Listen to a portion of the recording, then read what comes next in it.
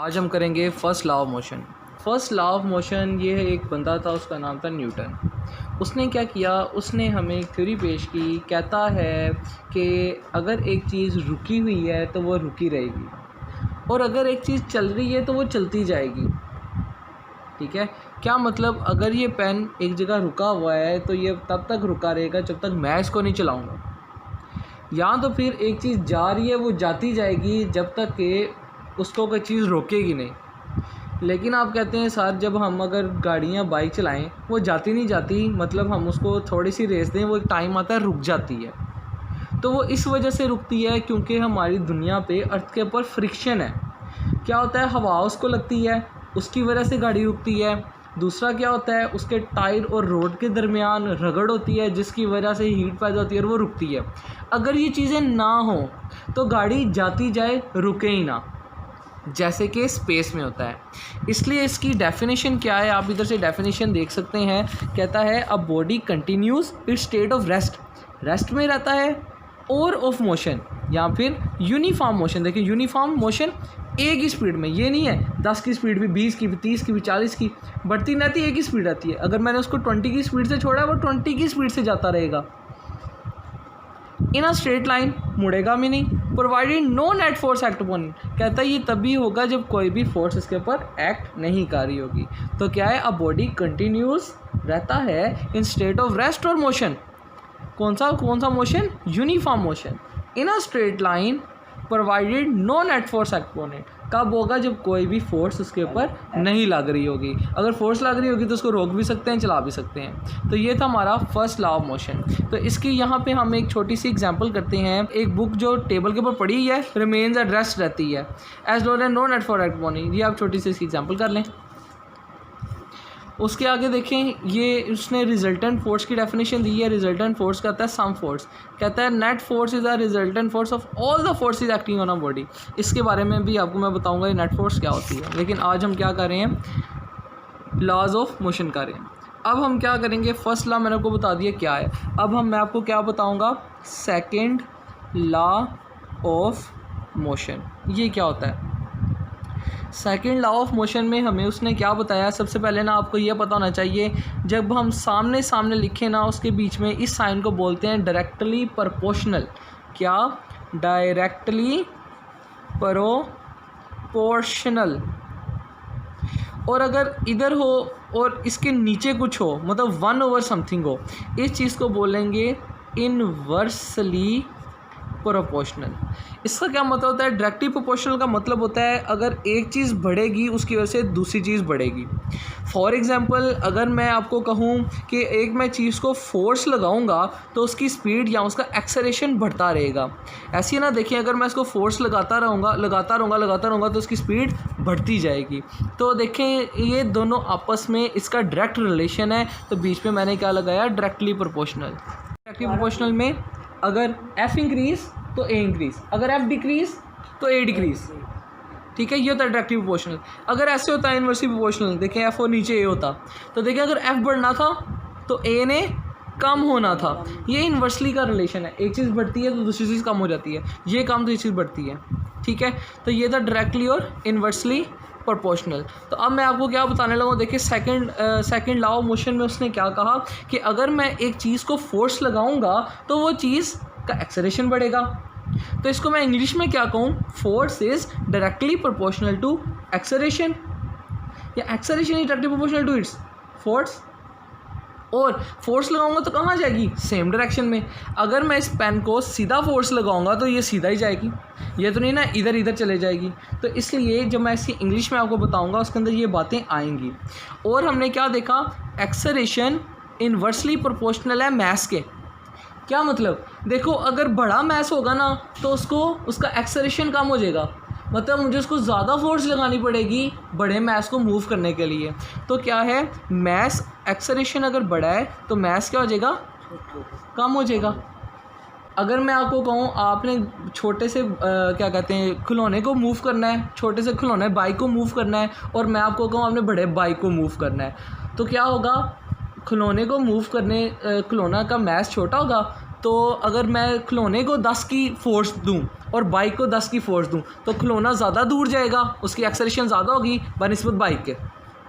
ऐसे ही छोटे ट्रक और बड़े ट्रक की बात कर लो। मैं क्या करूं, मैं एक छोटे से खिलौने ट्रक को 10 की फोर्स दूं तो खिलौना ट्रक आगे जाएगा, लेकिन बड़े ट्रक को 10 की फोर्स दूँ वो तो हिलेगा भी नहीं, मतलब उसकी एक्सेलरेशन होगी नहीं, 0.000 समथिंग होगी। तो ये दोनों हो गए। अब मैं क्या करूँ, दोनों को आपस में मिलाने लगा। सबसे पहले ये देखें, इधर एफ है, इधर ए है, इधर ए है, उधर ये है। पहले मैं इसको उल्टा देता हूँ ताकि सेम हो जाए।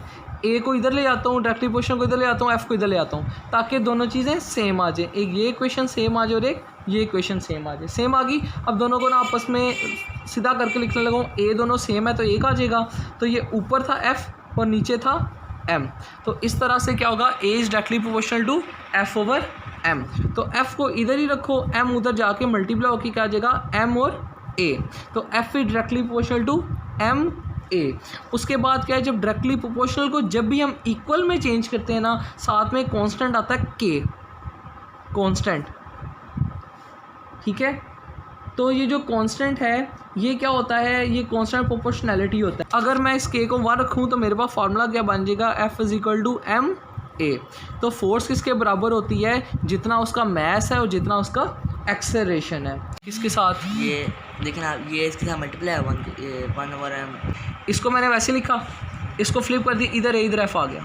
देखो ए की जगह ए है, ए ही रहने दिया। ये डायरेक्टिव पोर्शन, देखो एफ ऊपर है नीचे नहीं है, बाई के अंदर नहीं है, तो एफ 1 जार एफ, नीचे एम वैसे ही रहेगा, ठीक है। मैंने इसलिए किया ताकि इधर भी ये इधर भी ये आ जाए, ठीक है। फिर डायरेक्टिव पोर्शन को इक्वल में चेंज किया, साथ में एक के आ गया, ठीक है। तो ये मेरे पास फार्मूला बन गया F is equal to M में। एम में यहाँ पे एम में कैसे आ गया, ये देखो यहाँ पे क्या था, m था, m a के साथ आके मल्टीप्लाई हो गया, तो इधर सिर्फ f रह गया, डिवाइड हो रहा था ना, इधर आके मल्टीप्लाई हो गया तो m a आ गया। तो f is equal to M A के, तो f is equal to M A. इसमें बड़ी मज़ेदार ना एक स्टोरी होती है। कहते हैं न्यूटन जो था ना, ये तीनों आपको लास्ट की भी एक स्टोरी सुनाने लगा हूँ। कहते हैं न्यूटन जो था ना, ये बड़ा शरारती लड़का था। इसने क्या देखा, इसने ना एक दूर से ना एक वो देखी, भेड़ देखी, क्या, बकरी देखी। इसने क्या किया, इसने सबसे पहले फर्स्ट ला दिया कि बकरी खड़ी ही है तो अपनी जगह खड़ी है, मूव नहीं करी जब तक कि मैं इसको मूव नहीं करूँगा।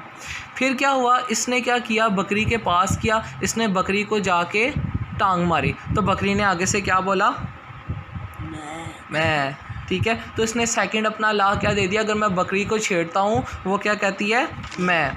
फिर तीसरा ला इसने क्या दिया कि अगर मैं बकरी को टांग मारता हूँ ना तो बकरी भी आगे से टांग मारती है। तो उसने क्या कहा, हर एक्शन का रिएक्शन होता है, मतलब अगर मैं मारूंगा वो भी आगे से मारेगी।